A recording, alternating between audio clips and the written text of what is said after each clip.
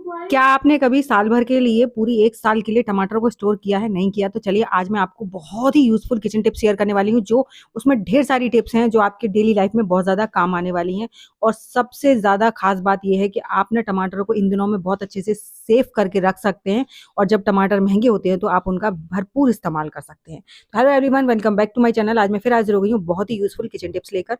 तो आज की मेरी जो पहली टिप है वो हम जब भी कभी अपनी कुकर में दाल या राजमा, छोले, सब्जी वगैरह कुछ भी जब भी बनाते हैं ना, तो आपने देखा होगा कि सबसे बड़ी एक कॉमन प्रॉब्लम होती है कि इनमें से सारी चीज़ें जो है वो बाहर निकलती हैं। फिर हम चाहे कुछ भी कर लें, इसमें चम्मच डाल दें या कुछ भी कर दें, फिर भी हमारी चीज़ें बाहर निकलने लगती हैं। तो उस टाइम पर आपको क्या करना है, ये काम डेली नहीं करना है आपको। मस्टर्ड ऑयल लेकर और जहाँ से प्रेशर निकलता है ना, उस साइड अच्छे से थोड़ा-सा लगा दीजिए। यहाँ पर मैंने खूब अच्छे से डाल दिया और साइड में जो रबर वाला एरिया होता है हमारा, वहाँ पर थोड़ा-थोड़ा सा लगा दीजिए इसको। इससे क्या होगा कि यहाँ पर अगर हल्की-फुल्की कोई ब्लॉकेज होगी ना, वो तेल के थ्रू बाहर निकल जाएगी, जब प्रेशर आएगा।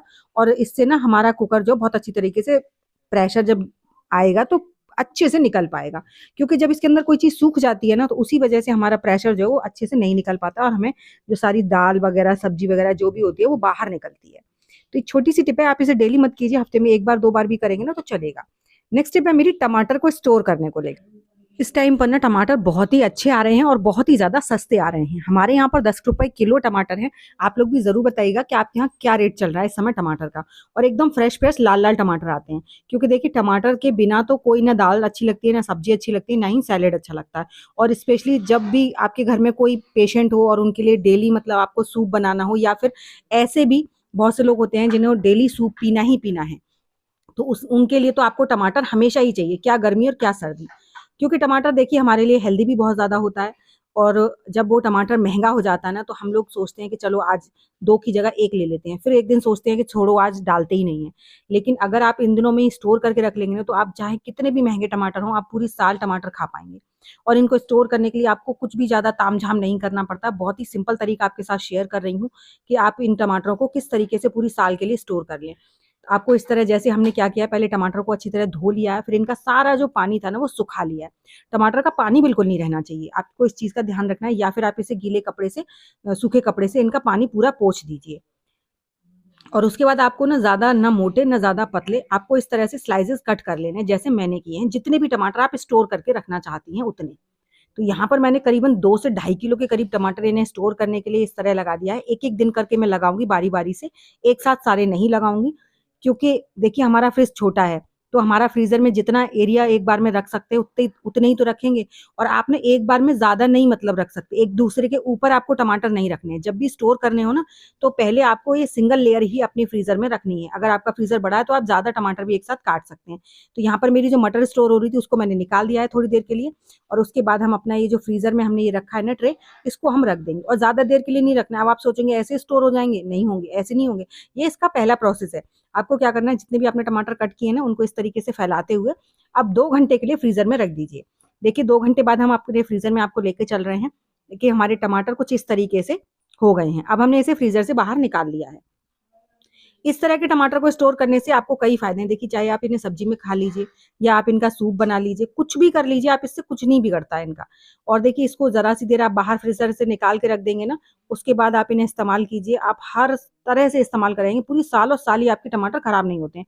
कोई भी ना, तो जैसे आप मटर स्टोर करते हैं ना, सिंपल सेम उसी तरह आप टमाटर भी स्टोर कर सकते हैं। अब देखिए हमने इतनी देर रखा था कि हमारे जो टमाटर हैं उनका जो भी जूस था ना वो पूरी तरह से जम चुका है।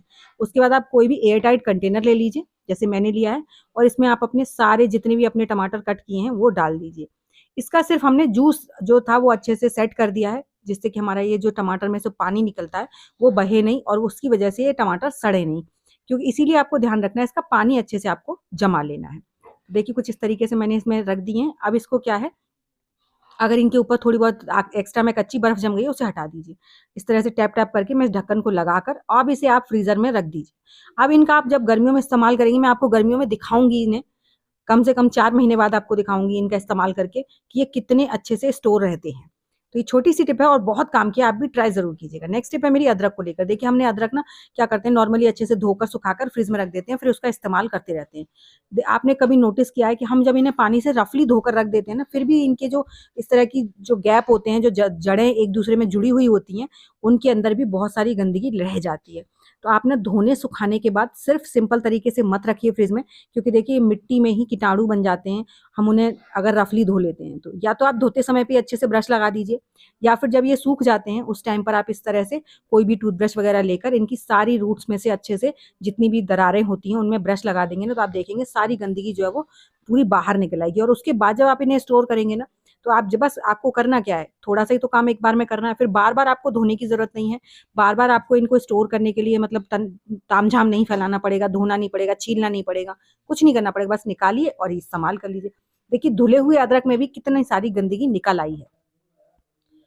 तब कि मैंने इसे बहुत ही अच्छी तरह से बाल्टी में डाल डालकर धोया था, अच्छे से कटोरे बाल्टी में, और उसके बाद भी देखिए कितना कचरा निकला है। अब मुझे इसका कुछ नहीं करना पड़ेगा, जब भी इस्तेमाल करूंगी थोड़ी सी देर में निकाल कर इस्तेमाल कर सकती हूँ। तो ये छोटी छोटी सी टिप्स हैं जो हमें अपने डेली लाइफ में जरूर इस्तेमाल में लेनी चाहिए। आई होप आपको मेरी ये टिप भी पसंद आई। चलिए बढ़ते हैं नेक्स्ट टिप की तरफ। नेक्स्ट टिप के लिए यहाँ पर देखिए इस तरह का मैंने कंटेनर लिया है। इस तरह की ना चटनी के डब्बी वगैरह हमारे घर में आ ही जाती हैं, और इनको ना हम बेकार समझकर फेंक देते हैं, लेकिन ये बहुत काम की होती हैं। आपने देखिए इसमें मैंने डाला है 2 चम्मच के करीब चाय की पत्ती, और इसमें साथ ही साथ मैंने डाला है इत्र, जो ऑयल बेस्ड इत्र होता है ना वो। अब डायरेक्ट अगर आप इत्र को इस्तेमाल करेंगे ना, तो वो थोड़ी देर के बाद उसकी महक जो है वो खत्म हो जाती है। लेकिन जब आप इस तरीके से चाय की पत्ती में डालेंगे ना, तो ये काफी समय लंबे समय तक बनी रहेगी। अब इसका इस्तेमाल कहाँ पर कैसे करना है वो भी मैं आपको बताती हूँ वीडियो में आगे। तो यहाँ पर मैं पहले इस कंटेनर में अच्छे से होल कर लूंगी, ताकि इसमें से जो हमने इत्र डाला है उसकी महक बाहर की तरफ पास होती रहे। और उसके बाद आप इसे लेकर चलिए। इसके बाद आप इसे चाहे तो अपने शू रैक में रख दीजिए या वॉश बेसिन में रख दीजिए। मैं अपने वॉश बेसिन में रख रही हूँ, क्योंकि थोड़ा बहुत ना इसमें सीलन रहती है, उसकी वजह से ना अजीब सी स्मेल आने लगती है। तो उसके लिए मैंने इसे यहाँ पर रख दिया है, और उसके बाद इसे बंद कर देंगे तो कोई भी ना बैड स्मेल नहीं आएगी। क्योंकि जब ये लॉबी एरिया में रखा रहता है ना वॉश बेसिन, तो अगर इसमें से कोई भी स्मेल आती है तो बिल्कुल भी अच्छी नहीं लगती है। चलिए बढ़ते हैं नेक्स्ट टिप की तरफ। नेक्स्ट टिप के लिए यहाँ पर मैंने ली है दही, और हम यहाँ बनाने वाले हैं कड़ी। जब भी हम कड़ी के लिए दही फेंटते हैं ना, तो आपने हमेशा विस्कर से ही दही को फेंटते हैं या फिर मथानी से फेंटते हैं, और साथ ही साथ इसमें बेसन भी डालते हैं, क्योंकि हमें बेसन का ही इसमें घोल बनाना होता है, तभी तो हम कड़ी बना पाएंगे। तो आप क्या करते हैं, नॉर्मली आप कोई भी चम्मच या चमचा वगैरह कुछ भी लेते हैं, उससे आप अपने बेसन को डालते हैं। एक तो इससे आपका परफेक्ट मेजरमेंट नहीं बनता, कभी कड़ी पतली हो जाती है तो कभी गाढ़ी हो जाती है। तो आपको ना क्या करना है, विस्कर लेना है, इसको आपको इस तरह से राउंड राउंड घुमा लेना है। और ये जो मेजरमेंट बता रही हूँ ना, मैं 1 किलो दही के लिए बता रही हूँ, 1 से 1.25 किलो दही है ये। उसके बाद देखिए इस तरह से इसको डाल देना है। तो यहाँ पर 1.5 विस्कर लगेगा 1.5 किलो दही के लिए। 1 किलो दही की आप कड़ी बना रहे हैं तो उसमें 1 विस्कर लगेगा। तो यहाँ पर मैं आधा विस्कर और डालूंगी, और उसके बाद इसे अच्छे से फेंट दूंगी।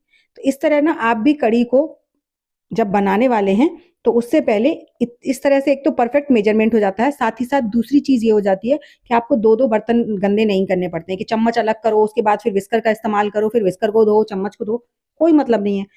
एक ही चीज से एकदम परफेक्ट तरीके से तो मेजरमेंट बनता है, और साथ ही साथ अच्छे से हमारा काम भी हो जाता है। तो ये छोटी सी टिप है लेकिन बहुत काम की। इस तरह से आप एक बार बना के जरूर देखिएगा, क्योंकि देखिए मेरा जो विस्कर का साइज है ये नॉर्मल साइज है, ना ज्यादा बड़ा है ना ज्यादा छोटा है, मैक्सिमम घरों में यही साइज होता है। तो इस तरह से जब आप कड़ी को बनाएंगे तो एकदम परफेक्ट आपकी कड़ी बनेगी।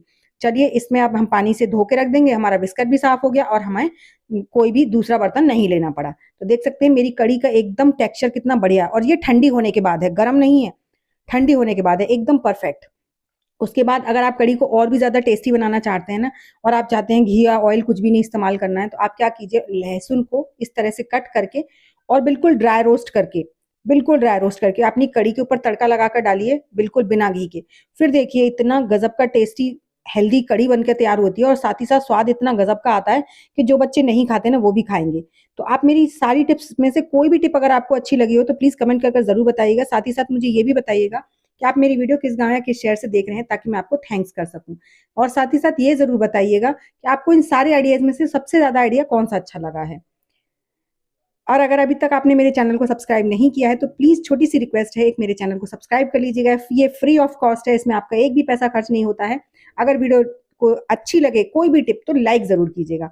साथ ही साथ बेल आइकन को भी प्रेस कर लीजिएगा, ताकि आने वाली वीडियो का नोटिफिकेशन आपको सबसे पहले मिल सके। तो देखिए अब इस कड़ी को, टेस्टी हेल्दी कड़ी आपके लिए तैयार है। चलिए मैं मिलूंगी आपको अपनी नेक्स्ट वीडियो में, तब तक के लिए बाय बाय।